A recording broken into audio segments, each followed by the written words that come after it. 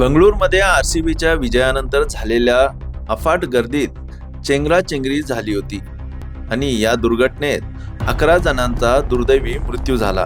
या दुर्घटनेच्या निषेधार्थ बेळगावमध्ये भारतीय जनता पक्षाने तीव्र आंदोलन छेडले। राणी चन्नम्मा चौकात भाजपाचे पदाधिकारी आणि कार्यकर्ते हातात निषेध फलक घेऊन जोरदार घोषणाबाजी करत काँग्रेस सरकारचा निषेध व्यक्त करत होते।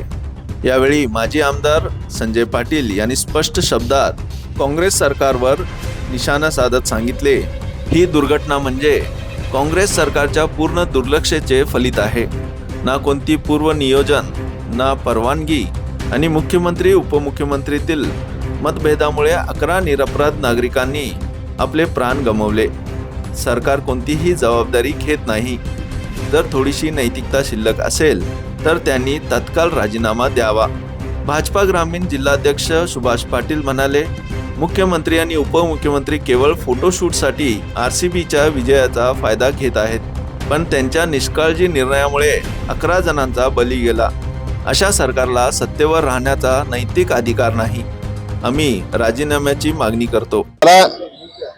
ತಮ್ಮ ಫೋಟೋ ಶೋ ಕೊಡ್ಲಿಕ್ಕಾಗಿ ಇವತ್ತು ಸಿದ್ದರಾಮಯ್ಯನವರು ಡಿ.ಕೆ. ಶಿವಕುಮಾರ್ ಅವರು ಫೋಟೋ ಶೋ ಮಾಡ್ಲಿಕ್ಕೆ ಹೋಗಿ ಇವತ್ತು ಅಲ್ಲಿ ಲಕ್ಷಾಂತರ ಜನ ಅಲ್ಲಿ ಸೇರಿ ಅದಕ್ಕೆ ಯಾವುದೇ ವ್ಯವಸ್ಥೆಯನ್ನು ಮಾಡಲಾರದೇನೆ ಇವತ್ತು 11 ಜನ ಅಲ್ಲಿ ಸಾವನ್ನಪ್ತಾರ। ಆ ಸಾವಿಗೆ ಯಾರಾದ್ರೂ ಕಾರಣ ಇದ್ರೆ ರಾಜ್ಯ ಕಾಂಗ್ರೆಸ್ ಸರ್ಕಾರ ಮತ್ತು ಡಿ.ಕೆ. ಶಿವಕುಮಾರ್ ಮತ್ತು ಮುಖ್ಯಮಂತ್ರಿ ಸಿದ್ದರಾಮಯ್ಯನವರಂತ ಇವತ್ತು ನಾವು ಹೇಳ್ತಾ ಇದ್ದೀವಿ। ಮತ್ತು ತಕ್ಷಣ ಅವರು ಈ ನೈತಿಕ ಹೊಣೆ ಹೊತ್ತು ಈ ಘಟನೆಗೆ ಸಂಬಂಧಪಟ್ಟಂತೆ ಉಪಮುಖ್ಯಮಂತ್ರಿಗಳು ಮತ್ತು ಮುಖ್ಯಮಂತ್ರಿಗಳು ತಕ್ಷಣ ರಾಜೀನಾಮೆ ಕೊಡಬೇಕಂತ ಭಾರತೀಯ ಜನತಾ ಪಾರ್ಟಿ ಆಗ್ರಹವನ್ನ ಮಾಡ್ತಾ ಇದೆ।